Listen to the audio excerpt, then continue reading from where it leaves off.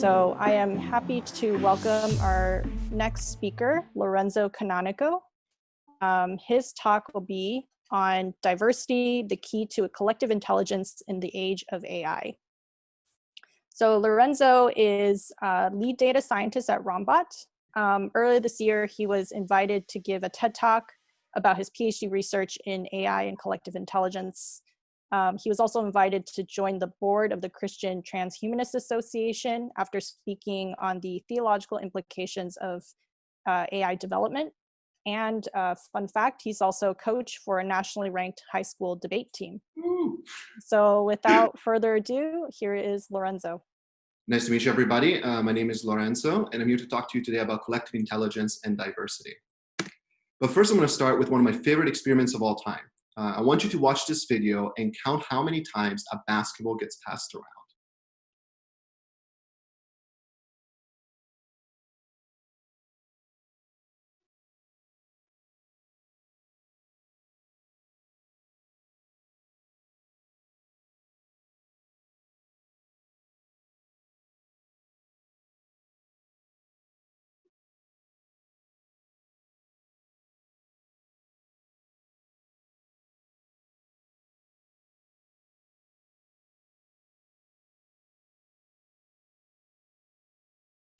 Now, regardless of what the answer is, which is 16, by the way, did any of you notice anything strange? Let me play the video again for you to see. Do you see the gorilla walking in the middle of the screen? Funny enough, even people that have seen the video before do not notice that the curtains change color, and that several people from both teams actually lived the stage midway through.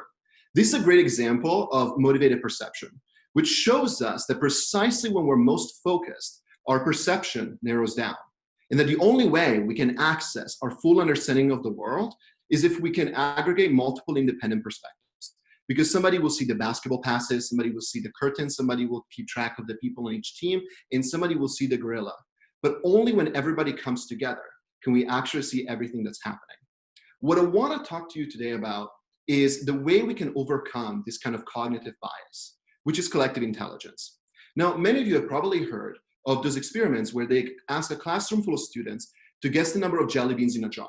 And somehow, if you take the average of all those guesses, you get to within a few percentage points of the real answer.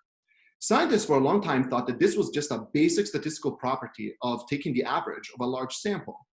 But the truth turns out to be more complicated. But collective intelligence is best understood by looking at prediction markets, which are mechanisms where people can essentially bet on the future. For example, if I wanted to figure out if Joe Biden is going to win the presidency, I can make a Joe Biden stock, which is going to achieve the value of $0 if he loses and $1 if he wins.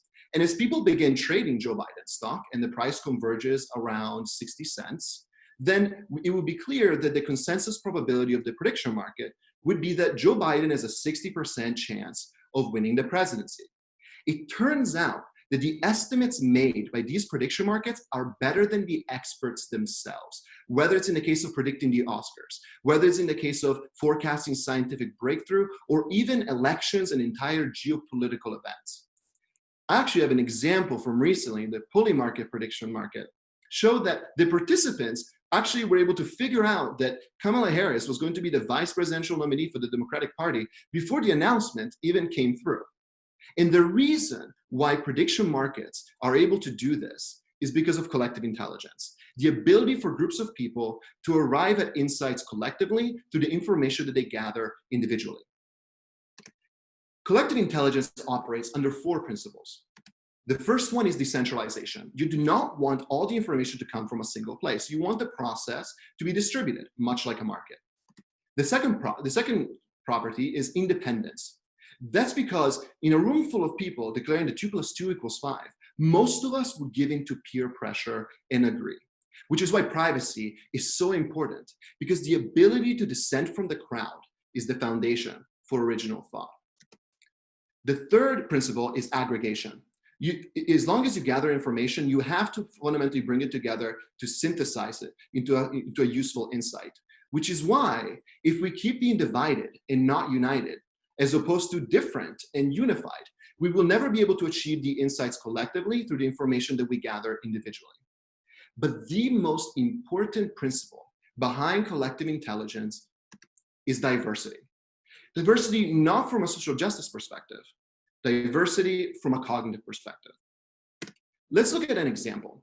Let's pretend that we can represent people's personality and point of view as a subsection of the alphabet. Alice, Bob, Carl, and Dimitri can only access the entirety of the alphabet once they get together. But if it was up to Alice and Dimitri, they wouldn't talk to each other because they have nothing in common. There's no overlap. That's why it's up to Bob and Carl to leverage what they do have in common to bridge the gap between the two extremes. Which is why collective intelligence is not about having an orchestra of a single instrument that puts people in their seats in silent contemplation. It's about having a jazz band that makes everybody dance. What I want to talk to you today about is how collective intelligence influences our lives, because it's the key to productivity and progress. But I'm going to focus on three core areas. First, COVID. Second, Black Lives Matter. And third, Christianity as a whole. And I'm going to show you what happens in each of those areas if collective intelligence is low and if collective intelligence is high. When collective intelligence is low in science, we have groupthink. Whether it's the World Health Organization recommending people not to wear a mask because they were so afraid of mask hoarding, or the Swedish scientists who pushed the government to go for a herd immunity strategy that's completely failing.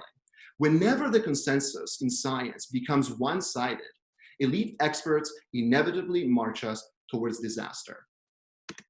But when collective intelligence is high in science, we have interdisciplinary breakthroughs where we can leverage technologies like prediction markets to fundamentally rethink and accelerate scientific progress. For example, the Corona Information Markets, which is a prediction market entirely dedicated to coronavirus facts, has been able to generate the most effective forecasts, both globally and locally, of COVID cases, which can help countries much more effectively allocate healthcare resources in anticipation for the future.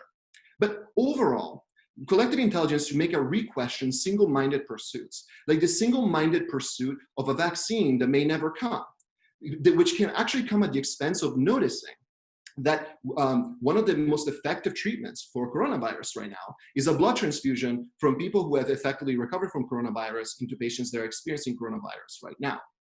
That's why if you're caught up in the basketball passes, you fail to notice the gorilla. If you're single-handedly pursuing a vaccine, you end up not noticing a promising treatment that can lead to a massive breakthrough.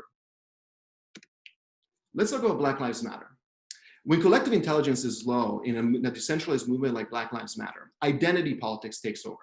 As opposed to having the wisdom of the crowd leading people, the badness of the mob kind of takes over. And it amplifies biases and prejudice, which can ultimately lead to unintended consequence, such as when some of the leaders of the Black Lives Matter movement engaged in anti-Semitic rhetoric under the banner of an anti-Israel platform, which at best is tangentially related to the issue, the very important issue of police brutality in the United States. And what's even weirder is the fact that as the movement was caught up in the basketball passes of the controversy over the Israel and Palestine conflict, the movement has failed to take a stance on the gorilla when it comes to human rights, which is the over 1.5 million Uyghur people that are imprisoned right now in China in concentration camps. That's what happens when collective intelligence is low. However, when collective intelligence is high in Black Lives Matter, they push the frontier of civil rights, specifically by including transgender people. What I've posted here is a direct quote from their manifesto on their website, which clearly commits Black Lives Matter to thinking of Black liberation as necessarily implying transgender liberation, which has led to massive demonstrations and rallies supporting trans lives, which are one of the most affected demographics when it comes to brutality in the United States. In many ways, this is possible precisely because the movement is not tied to the past. Because historically speaking, the African American community and the transgender community have not gotten along very well. But just like collective intelligence teaches us, the best way to bridge the gap between two extremes is middle out, which is exactly what the foundresses of Black Lives Matter have done as three lesbian women of color. They have effectively bridged the gap between the African American community and the transgender community to once again push the frontier of civil rights. When collective intelligence is low in Christianity, we're caught up in religious fundamentalism. Whether it's anti-scientific evangelicalism, like we're experiencing now in the United States, or whether it's the Pharisees, which to me are actually the best examples of this. The most educated, religious, and legal elite at the time was so caught up in dogma and hubris that they did not notice the Messiah right in front of them. That's what religious fundamentalism fundamentally does.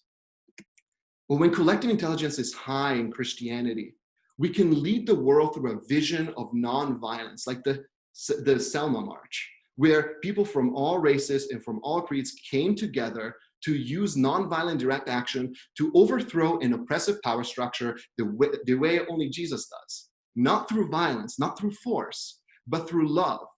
Because it's the unearned suffering is redemptive, because it enables us to heal the wounds of injustice as opposed to perpetuating it. That's exactly what Christianity can do once collective intelligence is high.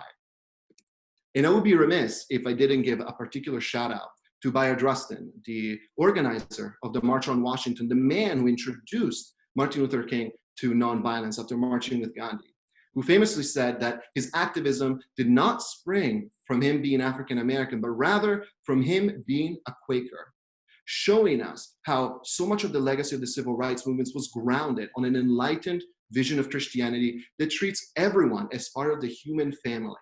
And that's why the objective is no longer responding to oppression, but rather is healing a family bond.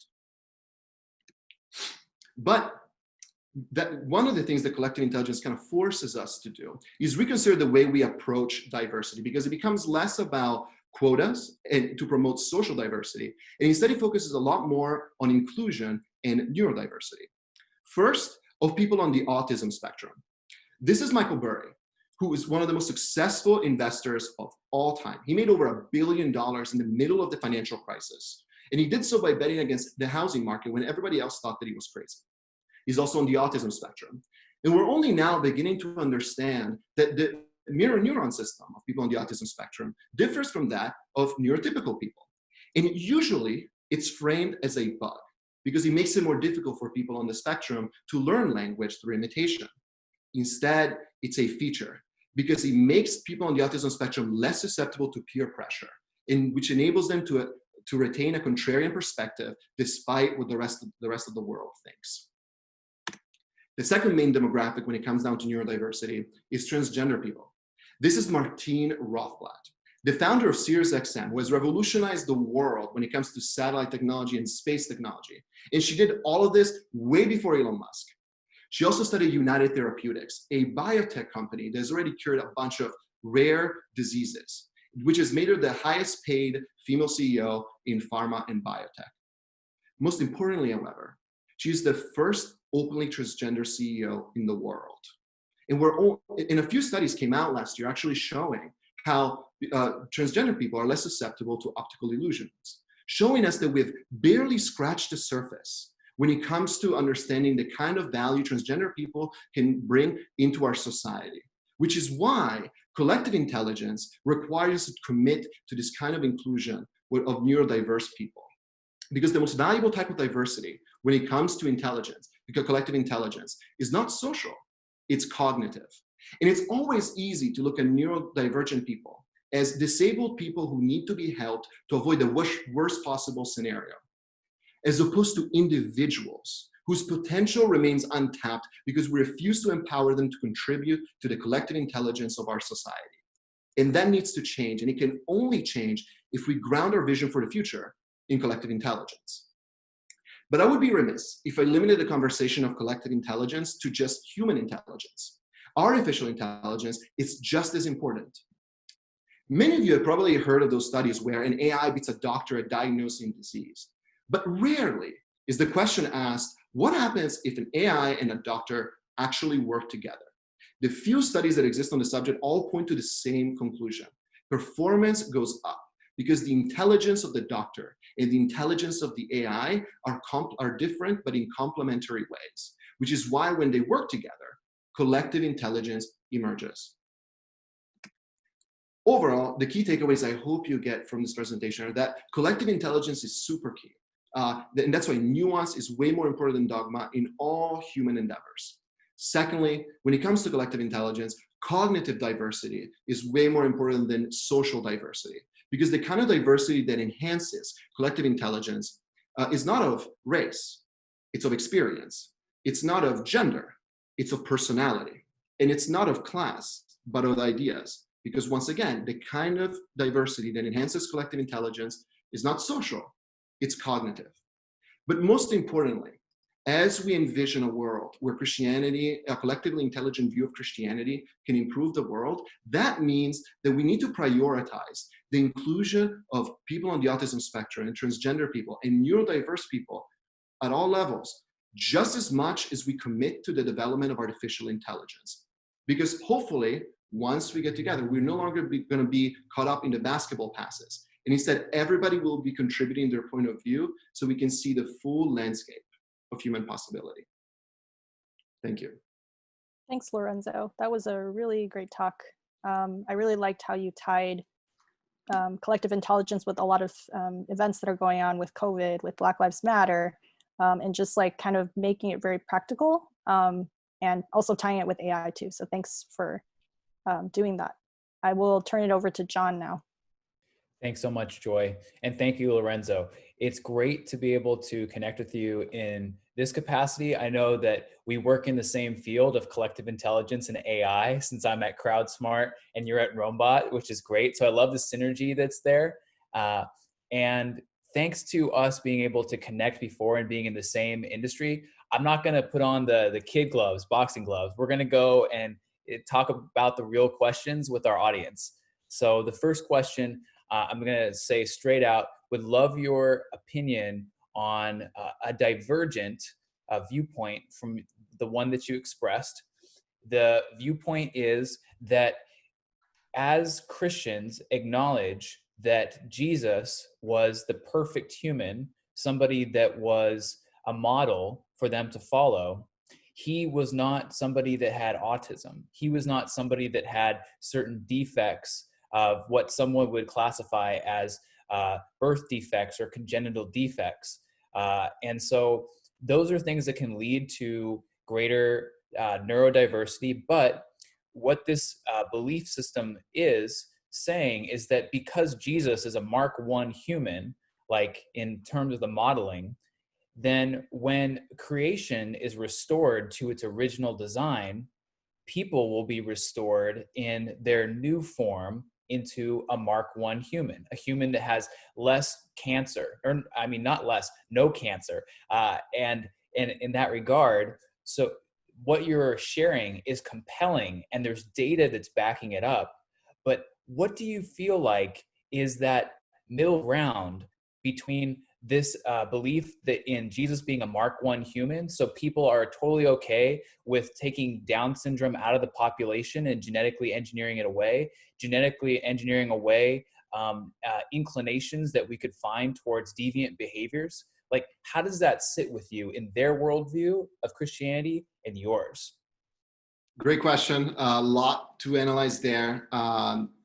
First, I would say that part of what's reassuring about the way Jesus talks about the resurrection is the fact that regardless of our differences, whether they're racial, whether they're gender-based, whether they're, like at all levels, like our human body is not really that important. Even our biology is really not that important. And the way we're going to be resurrected, and I think in many ways it's consistent with the collective intelligence view, because we're still going to be different. We're going to have individuality.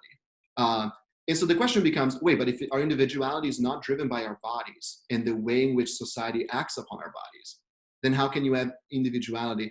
And I think it feeds into this idea that it's not the kind of diversity that we're used to thinking about. Because it has to be beyond the biological. Secondly, I would point out to a Bible verse that I've been discussing a lot with my friends recently, Matthew 19:12. For there are eunuchs who were born that way. There are eunuchs who have been made eunuchs by others. And there are those who choose to live like eunuchs for the sake of the kingdom of heaven. The one who can accept this should accept it. I think it's really strange, right, for a lot of people that like Jesus would take the time to talk about eunuchs, right? And I think in many ways, I think it's a big shout out to neurodiversity and just like diversity in general, because as opposed to talking about just the people who have gone through divorce, people who were, and instead of just talking about like the kind of social diversity that all cultures are used to kind of thinking about, he talks about people who are born different, talks about people who are wounded in a way that makes them almost permanently different, and people who choose to be nonconformist, right? And he gives like a unique shout out to that, saying that like they're going to be able to, they're going to be a key contributor to bringing about the kingdom of heaven. And I think that speaks to the fact that Jesus was looking way beyond the kind of social differences that the society that he was existing in at the time were experiencing. Great answer. I love the verse. That's something that I've thought about a lot too. And the audience appreciates their perspective. They are curious though, on this same train of thought, as we have this paradigm of collective intelligence, can it go too far into heterodoxy? We want to be orthodox in the Christian faith, but the ways in which we're pushing that boundary to be able to help celebrate and help draw out key contributors, does that stand to actually elevate voices which would stand against the orthodox truths of Scripture? Great question. The first comment I would make is that the collective intelligence view doesn't necessarily say that we need to immediately include everyone. Rather, as I talked about, diversity actually breeds conflict. If you look at the most racially integrated police departments all over the country are the ones that have the highest amount of people either leaving the force or being fired, which is why collective intelligence needs to expand middle out. And I give the example of Black Lives Matter, right? Like 3 lesbian women bridged the gap between the African-American community and the transgender community. So I think that would be the first way. Like I think it's very much like if the kingdom of God is supposed to be a mustard seed that grows over time into a plant that the birds can flock to, it shows that it's supposed to be a slow exponential process. So that would be my first comment. The second comment is, I think actually the real lesson from the Gospels is not that we need to make some sort of very explicit checklist of all the people in our society, all the ways in which we can be different, and try to have, again, quotas, right, to make sure that everybody's represented. I think the Gospels call us to do something that's even more challenging, which is find the most marginalized member of the society. Because the moment you include them, the moment you integrate them, you're forced to reconsider everything about your behavior. So Jesus was not just hanging out with people who were different, like in terms of skin color, in terms of gender, right? Like he was hanging out with tax collectors. He was hanging out with brutalized sex workers. And he even had the courage that most people did not have to talk to the demon possessed, which I think shows that like, we live in a world where we put people in asylums. We live in a world where we criminalize sex workers who are trying to escape sexual slavery. And if you think about the way you tackle those problems, they're not easy. And I think we should be having a lot of different conversations. But the moment that you build a society that promotes the interests of the most marginalized, you build a better society for everyone. Got it. That's an important distinction. So you're not saying that we should just throw everybody together and it becomes some type of unrecognizable lump, but you're saying that because we're including other voices, it helps keep us sharp because the nuance actually helps us draw out what are our biggest values, what are our biggest beliefs. And if we can find out something that is the most coherent, it's actually going to be stronger and when we're doing it with those things in mind, as opposed to just cutting things off and saying, this is black and this is white. I'm not even going to consider other things. I'm not going to consider other identities. That's really interesting. In one example I find myself going back to a lot is Forrest Gump, which is one of my favorite movies, which I think shows us that is an ableist society where we marginalize people who are born right, with some sort of intellectual deficit, right, is a society where we're also not very kind to our veterans and vice versa. And so in the process of building a society that accommodates people like Forrest, we end up building a society that's kinder to the veterans because somebody who's born malformed, right, struggles in the same way that somebody who was wounded by war. And so, again, I think so much of the Christian message of the gospel is that we have to go for the most marginalized group, and we have, in the moment that we try to integrate them into our society, despite how difficult it may be, it's going to force us to kind of reconsider, right, all the ways in which we were not noticing, the ways in which we're marginalizing all these other people. Yeah, there's a lot of chatter about this, so a lot of questions about this. Yeah, glad to hear. Wow. Okay, so we're not going to have time for all of it, but one question that strikes first as I'm looking into it is that people are curious, how can we get back on track with the church being a part of this cultural moment to do that? Because it seems like that because of how politicized everything has gotten, it's very hard to talk across the aisle and to say that there is somebody marginalized that we want to help versus our tribe that we need to be established in for our culture to be able to make it through this culture war. So just to simplify it, lots of questions are focusing on culture war. Culture wars, yeah. How do we, do you have any advice? Can you help us out, like with data or with next steps? So I think, gosh, hour-long conversations about this. I think, you know, obviously, here's kind of what I want to go, here's what I would point people to. The question I keep asking myself is, how did we as Christians go from the people who were marching with Martin Luther King in Selma to the people who, you know, are like so fundamentalist, right, about being pro-life, right, that they end up actually not building a better society for like women, you know? And we're so caught up in that, right, that we become like these kind of evangelicals, dogmatic. I think the Gospels tell us that that's an inherent thing in human nature. Again, it goes back to the Pharisees. We're always just as likely to be the Pharisees or the mob, right, that let Christ be crucified, right? We're no better. So we always have to be questioning that. But I think part of it is that we have lost sight of what nonviolence was really about. And I encourage everybody to check out Bayard Rustin, the guy that I mentioned who introduced MLK to nonviolence, who's a super strong Christian and a gay Christian. So if you want to talk about somebody who's going to force you to come up with a different perspective, and his view is that most people fail because they think of nonviolence as a tactic to achieve a goal. So when it doesn't work, they turn to something else. He thought about nonviolence as a way of life. You have to fundamentally be willing to suffer. Just like Jesus, you have to fundamentally be willing to suffer to expose the problems in your society. It's not about responding to injustice. It's not about responding to disagreement by, you know, very strongly engaging in some sort of conflict. It's the opposite. It's the opposite. It's being willing to suffer. It's being willing to turn the other cheek because the other person is just a member of your family who you're having a random fight with before dinner. I think that's kind of what we have lost sight of. We've lost sight of the fact that nonviolence is something that's so core, I think, to Christianity, because we're supposed to turn the other cheek so that the conflict that exists in society doesn't distract us from the much more important things. It goes back to, we cannot be caught up in the basketball passes of politics. That's one of the things that Jesus says, right? Like, give Caesar unto Caesar's. We cannot be caught up in the basketball passes of politics because otherwise we'll be missing the gorilla of the much larger injustices in our society. Thank you. Thank you, Lorenzo. I think we're out of time, but that was a perfect place to stop. And I would be remiss without saying something that I was called out for by our commenters. I don't have to address this, but I think because of the movement we are, and compassionate and excellent and humble, I need to say this.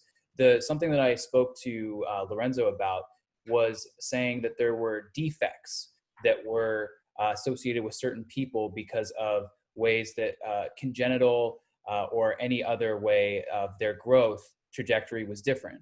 And I meant to say that not using my own language of my own belief that something is a defect, but just in a way to say in public discourse, this is how it's treated. So I just want to put that on the record, you know, that I'm not advocating for that public discourse being correct. And so if anybody feels that they are judged as having a defect, I want to let you know that you are a treasured person that is made in the image of God in the Imago Dei. And so I hope that God's love and that our support of you is very clear through this conference and through our language. But we want to make sure that we know what the public is saying, and that is a word that they've used. So that's the word that I chose to use as well. Thanks for listening, and I'll kick it back to you, Joy. Thank you, Lorenzo, as well.